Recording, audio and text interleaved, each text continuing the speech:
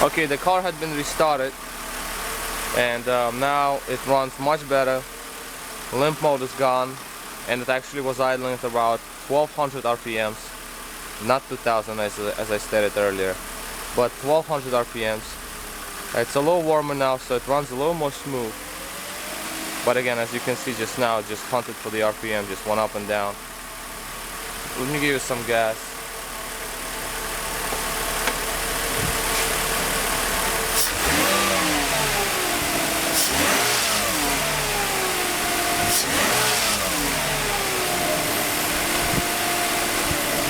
Another symptom is when you let go of the gas pedal, the car would stay at about 1100 RPMs for a brief second before lowering itself down to a regular idle speed that is about 650.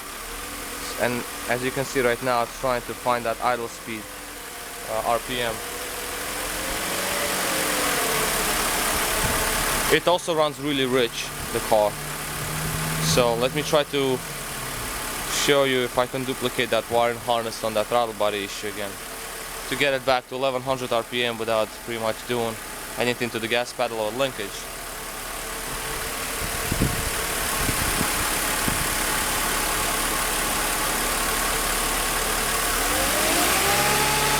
Just like that, I just moved the wiring, the car right away went to 1100 RPM, meaning that something shorted in the wiring harness, and it just rolls RPMs by itself and will remain in this state.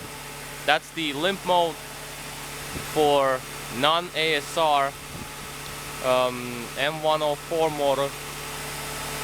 We shut it down and restart it. Oh, went down slightly. I think the butterfly closed down just now. Here we are. Let me restart it.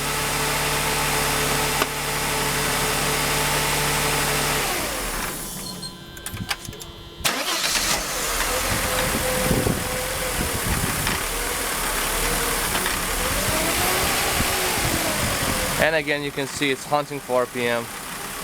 Now it's more or less steady, but obviously it shouldn't be like that.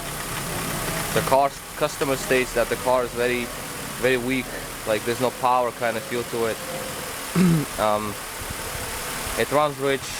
There is always a code for the oxygen sensor saying that the oxygen sensor is in either at the maximum or at the minimum reading. So I guess the car is being flooded with gasoline right now. See, right now it runs nice, very smooth, no shake, no vibrations when it runs like this. This is the way it should run. Let me shut it down real quick.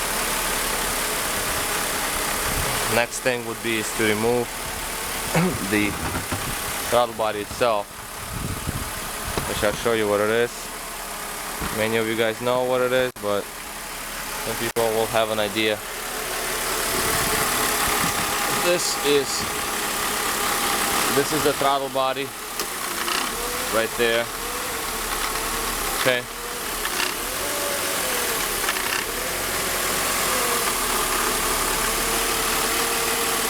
There is the main connector.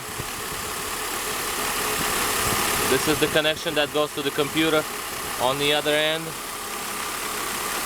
Right there's a connection that goes to throttle body. The throttle body wiring that I'm shaking is underneath there, behind.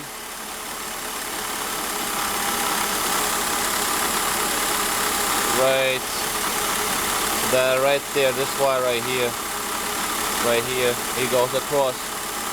Okay, it's like you can barely see it, but here it is. Here's a better shot. This is the throttle body wire right there.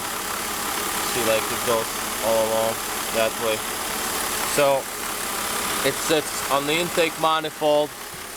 I'm gonna shut the car down, it's too loud, I'm sure.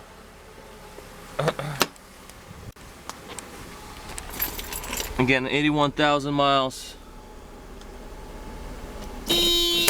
Very nice condition vehicle.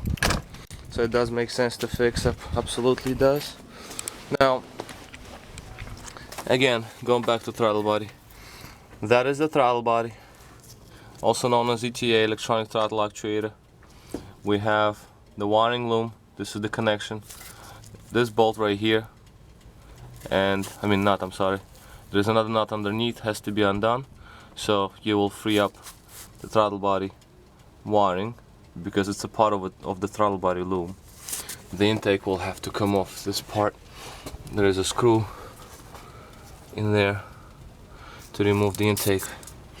There are 2 bolts, 1 bolt here, 1 bolt there, 2 bolts to remove, and you can just undo clips here and underneath.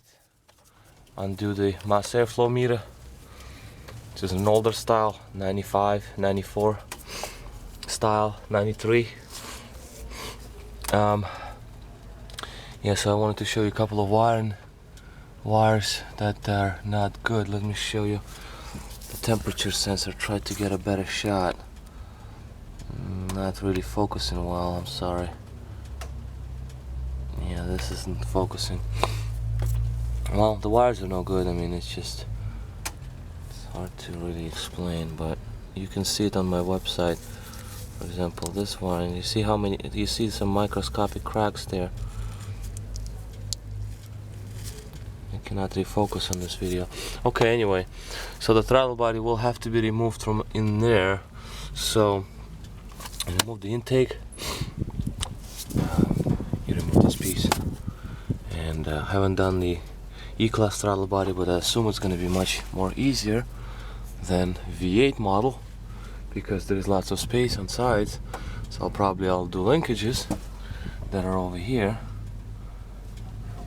These are all the linkages you have here, right there, for transmission, for the gas, and I probably can slide it right out through that linkage when it's removed through that area that the linkage is open. Maybe I'll take this hose off to make me a little more room in this area so I can work throttle body out, but I definitely do not want to remove the intake if I don't have to.